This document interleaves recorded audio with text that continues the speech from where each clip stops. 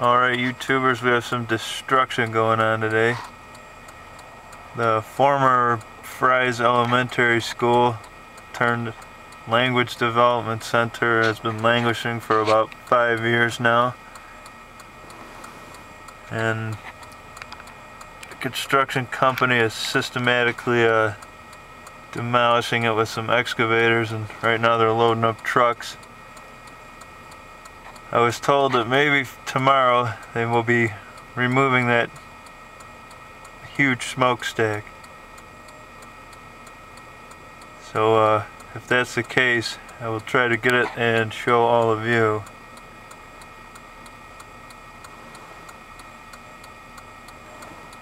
It's an ugly friggin' school, that's for damn sure.